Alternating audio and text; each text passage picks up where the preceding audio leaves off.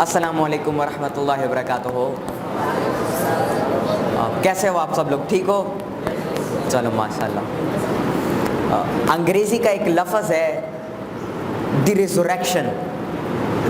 Resurrection, جس کا مطلب ہے کہ مردوں کا دوبارہ زندہ ہو جانا. اب دیکھیں، مردوں کا دوبارہ زندہ ہو جانا ایک ناممکن کام ہے کہ نہیں ہے؟ ناممکن کام ہے نا، مردوں کا دوبارہ زندہ ہو جانا. اسی لفظ پہ ترکی کے جو لیڈر ہیں طیب اردوغان، عالم اسلام کے آج کل ایک بہت بڑے لیڈر ہیں، انہوں نے انویسٹمنٹ کر کے ایک سیریز بنائی ہے دی ریلیز ارطغرل، جس کو آپ انگلش میں ٹرانسلیٹ کرو تو بنتا ہے دی ریزوریکشن ارطغرل.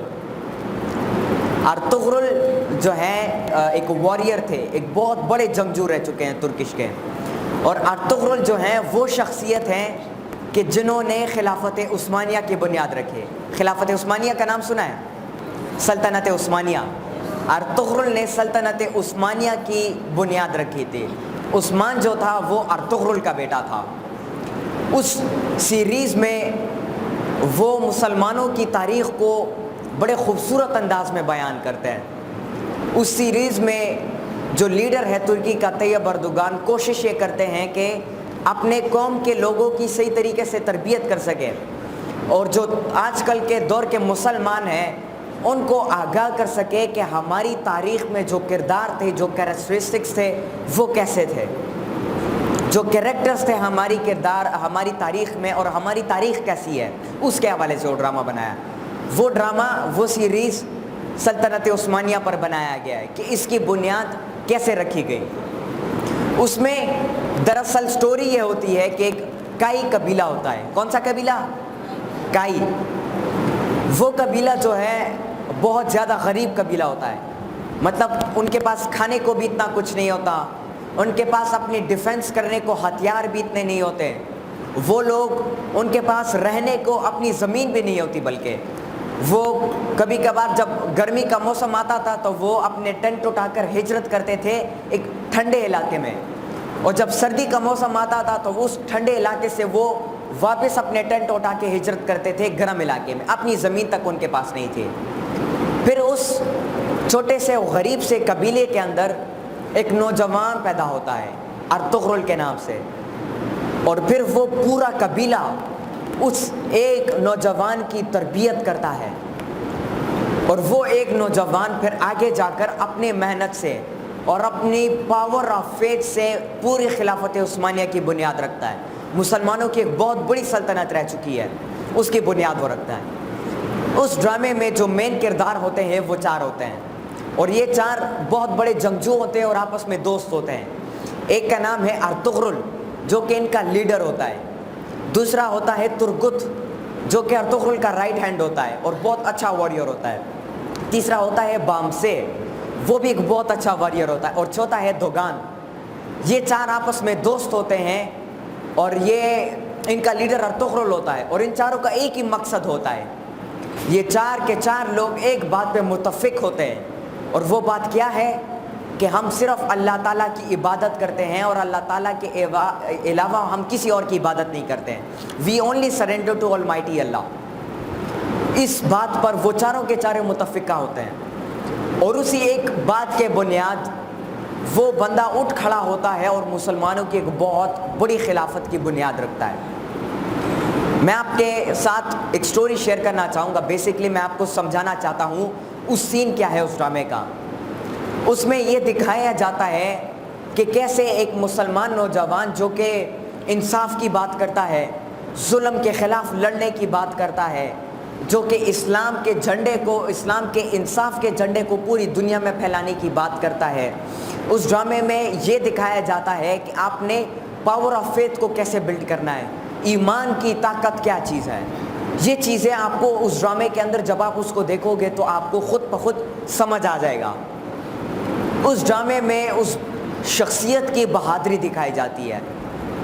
جب منگول اسے گھیر لیتے ہیں اور منگول اسے جو ہے شکست دینے کی کوشش کرتے ہیں، وہ اکیلا ہوتا ہے، لیکن وہ اکیلا بہت سارے منگولیوں کے خلاف لڑ کر وہاں سے چھوٹ کر واپس آ جاتا ہے.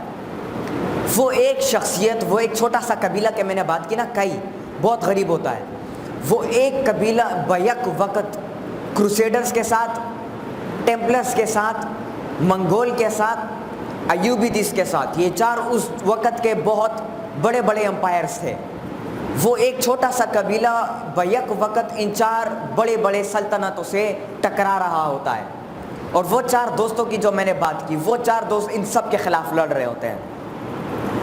اس ڈرامے میں جو کردار ہوتا ہے تو وہ ہمیشہ ایک ہی بات کرتا ہے، ایمان کی طاقت۔ اس کے اندر ایک اور کردار بھی ہوتا ہے ابن العربی کے نام سے، جو کہ اندلوسیہ سے تعلق رکھتا ہے، وہ اللہ کا ایک بہت بڑا ولی ہوتا تھا۔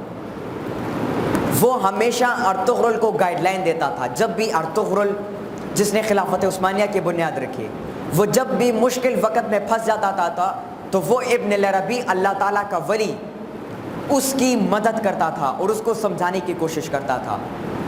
اس ڈرامے میں جو سب سے زبردست بات اور سب سے پیاری بات جو مجھے نظر آئی وہ یہ ہے کہ وہ ارطغرل حضور صلی اللہ علیہ وآلہ وسلم کی سنتوں کو فالو کرتا ہے اور اسے پریکٹیکل لائف میں امپلیمنٹ کرنے کی کوشش کرتا ہے۔ یہ ایک بہت بڑا فائدہ ہے اس ڈرامے کا، اور ایک بہت بڑا سبق ملتا ہے اس ڈرامے سے ہمیں۔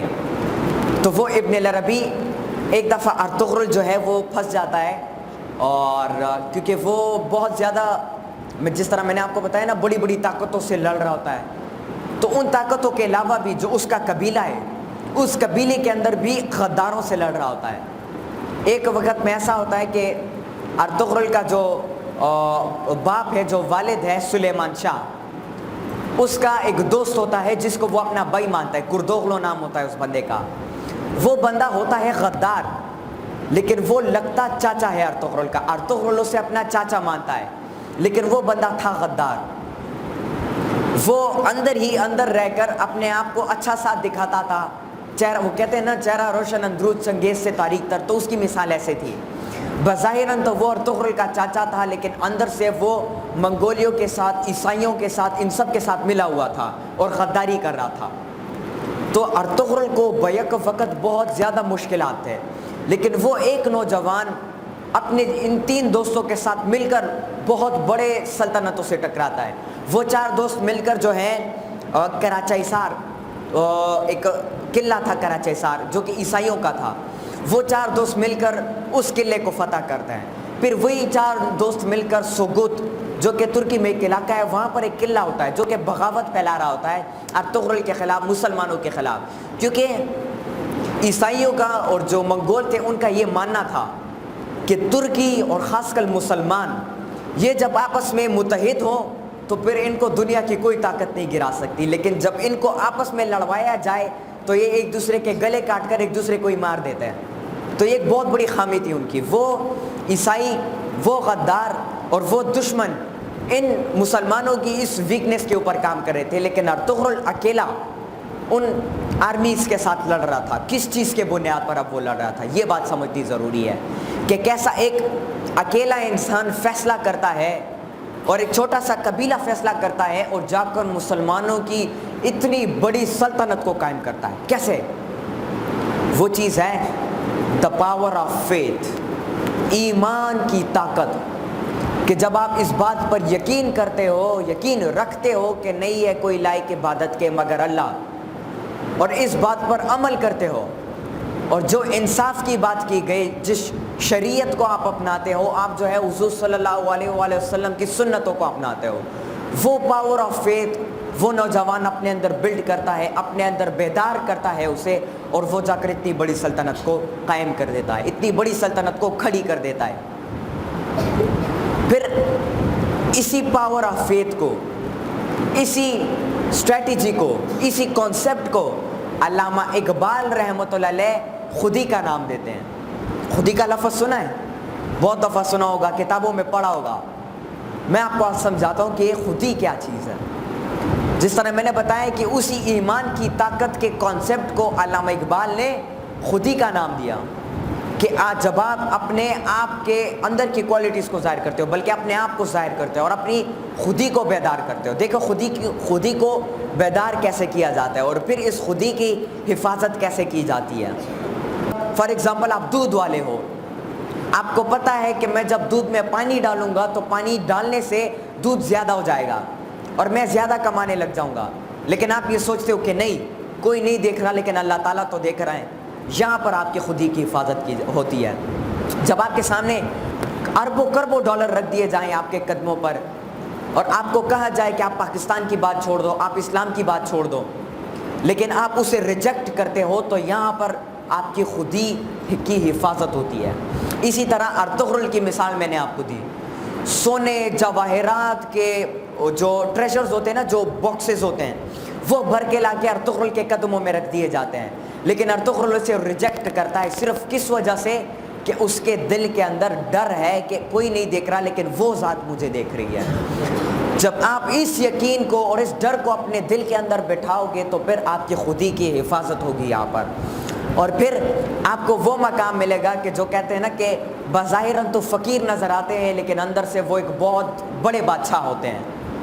پھر آپ کو وہ مرتبہ ملتا ہے، پھر آپ کو وہ مقام ملتا ہے، پھر آپ کو وہ مقام ملتا ہے جس کی اقبال رحمۃ اللہ علیہ بات کرتے ہیں، پراسرار شخصیت کی جس بات کرتے ہیں، پھر آپ کی اعضاء سے پوری شبستان وجود لرزنے لگ جاتی ہے، پھر آپ کے دل کے اندر ایک ہی ڈر ہوتا ہے، وہ ہے اللہ تعالیٰ کا ڈر، اور پھر آپ کو یہ حکم ہوتا ہے کہ میں نے اذان دینی ہے چاہے جو بھی ہو۔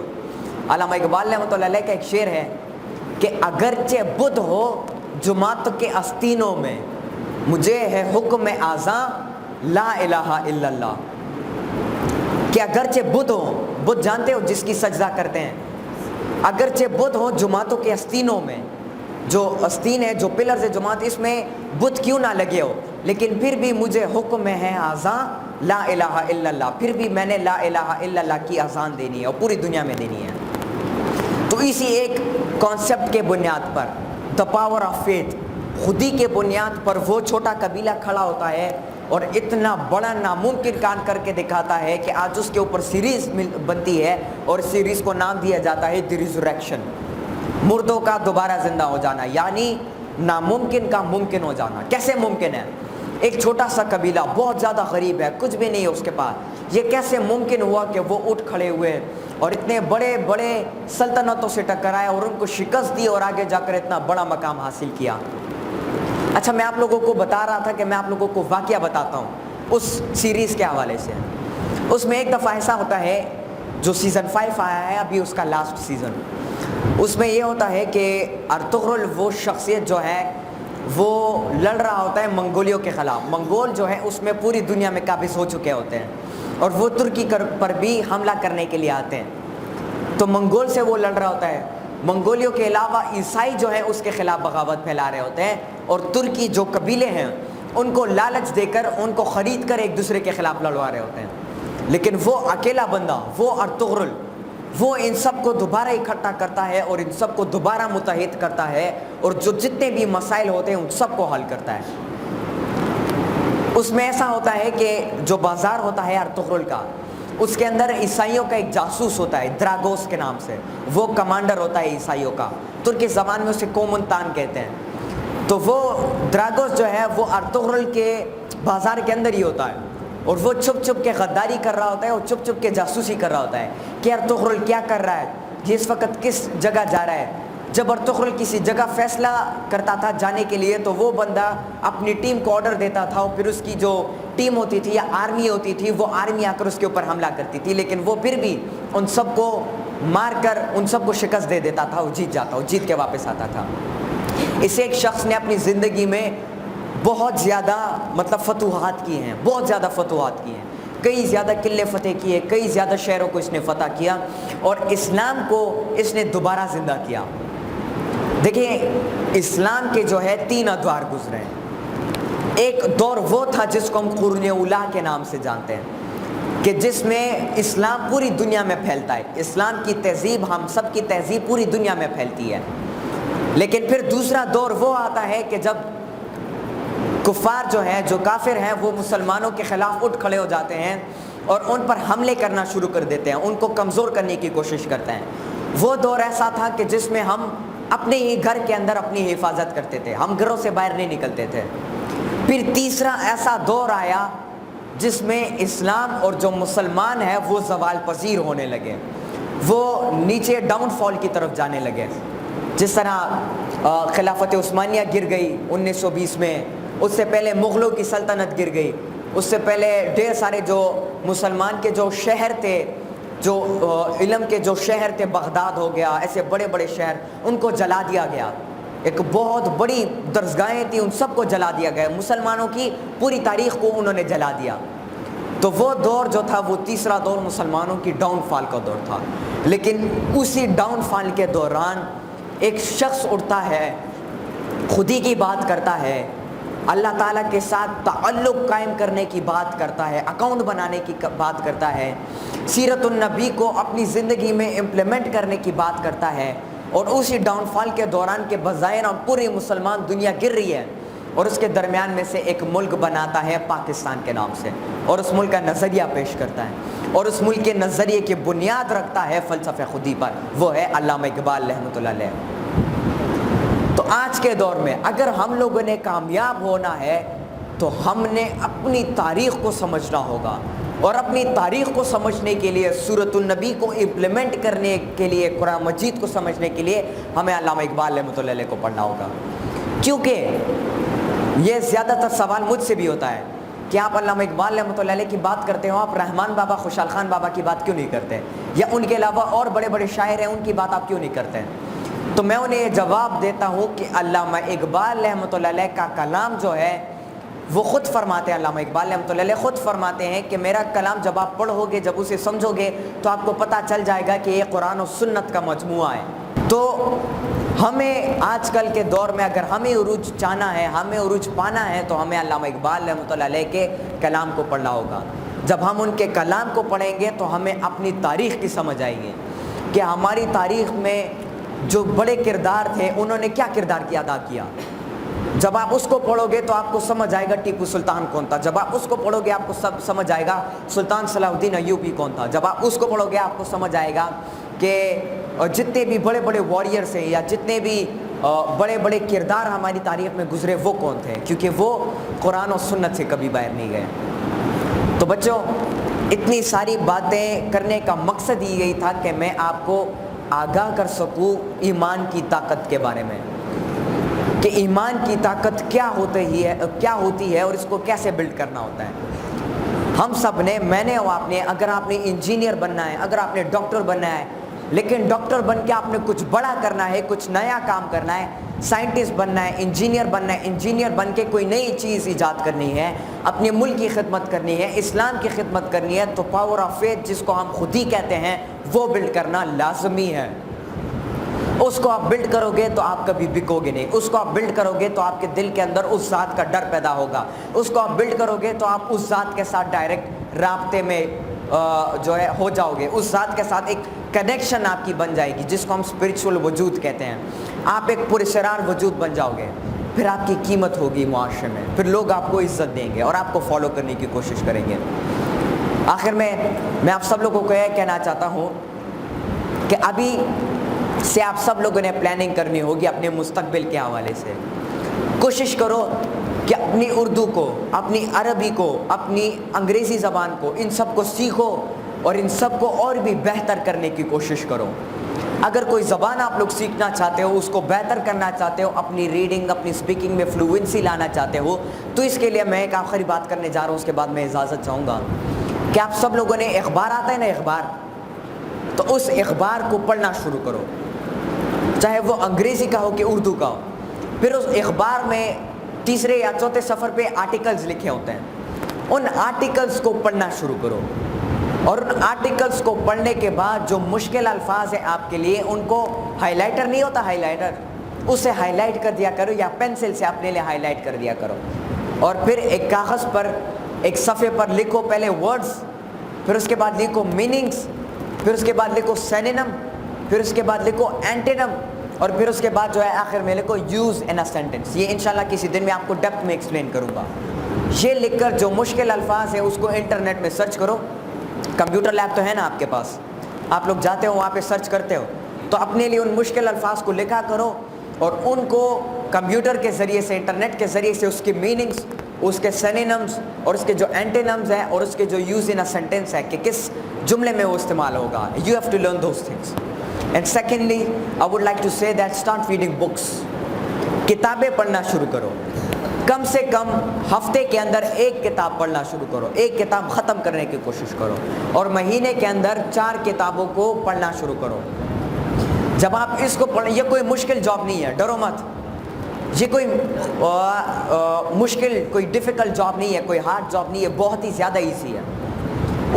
ان کتابوں کو پڑھنا شروع کرو, اس کے اندر سے جو علم ہے اس کو حاصل کرنا شروع کرو. اسی طرح آپ کی ریڈنگ بھی امپروو ہوگی, آپ کے علم میں بھی اضافہ ہوگا, آپ کی قیمت بھی بننا شروع ہو جائے گی, اور آپ اپنے انٹرسٹ کو بھی پیدا کر پاؤ گے. ٹھیک ہے جی, چلے, بہت بہت شکریہ, تھینک یو ویری مچ, السلام علیکم.